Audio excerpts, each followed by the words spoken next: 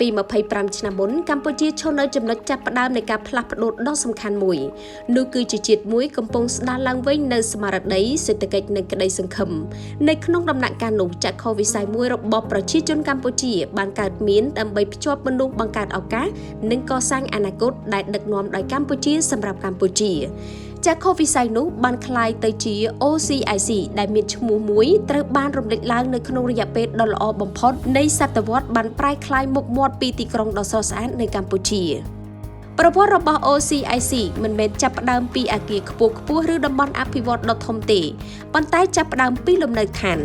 បើកទំព័រដំបូងគឺបរិយបាសា Garden ដែលជាសហគមន៍លំនៅឋានមួយកើតមានក្នុងសម័យដែលកម្ពុជាទើបតែចាប់ផ្ដើមស្ដារហេដ្ឋារចនាសម្ព័ន្ធទីក្រុងឡើងវិញផ្ទះសាមញ្ញផ្លូវរៀបចំយ៉ាងមានរបៀបនៅក្នុងសហគមន៍មួយដែលផ្ដល់ឲ្យគ្រួសារនៅស្ថិរភាពសេចក្តីថ្លៃថ្នូរនិងអារម្មណ៍ស្រស់ស្រាយជានិច្ចបែបនេះបានបង្កើតមហិច្ឆតាធំជាងមុនដើម្បីផ្សារភ្ជាប់ពង្រីកនិងដើម្បីស្រមៃឡើងវិញអំពីអនាគតទីក្រុងកម្ពុជា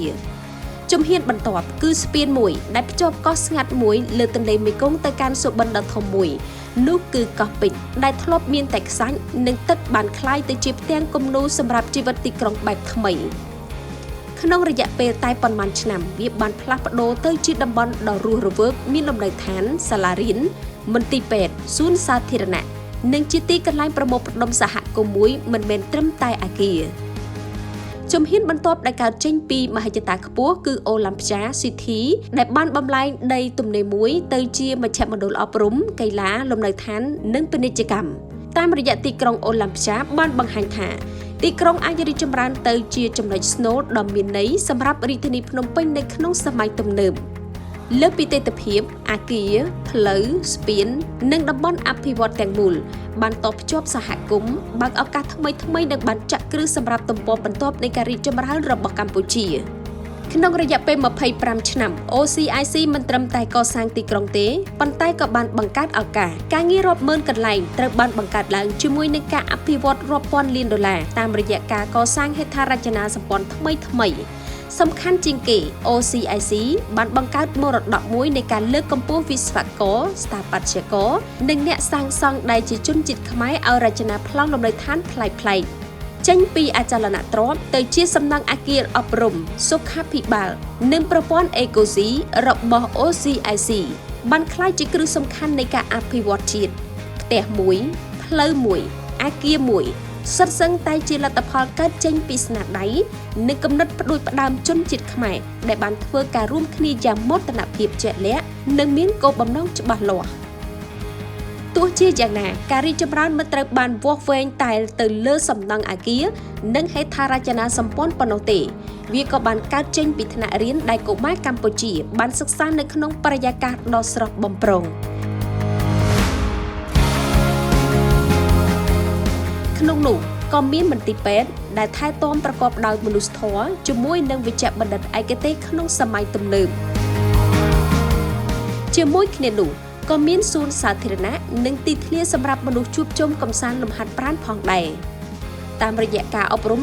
សុខាភិបាលវប្បធម៌និងជំរុញសិល្បៈវប្បធម៌ OCIC មិនត្រឹមតែចង់ឃើញការរីកចម្រើនទីក្រុងប៉ុណ្ណោះទេប៉ុន្តែចង់បង្កើតជាផាសុកភាពសម្រាប់មនុស្សគ្រប់គ្នាដែលបានរស់នៅក្នុងគម្រោងរបស់ខ្លួន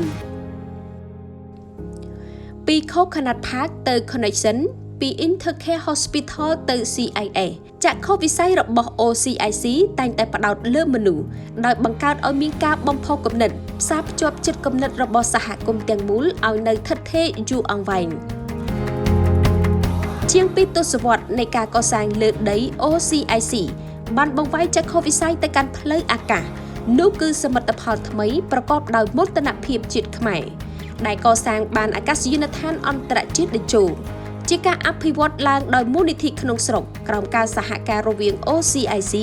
និងអគ្គលេខាធិការដ្ឋានអាកាសចរស៊ីវិលអាកាសយានដ្ឋានលំដាប់ពិភពលោកមិនត្រឹមតែតំណាងឲ្យការតភ្ជាប់ផ្លូវអាកាសអន្តរជាតិប៉ុណ្ណោះទេ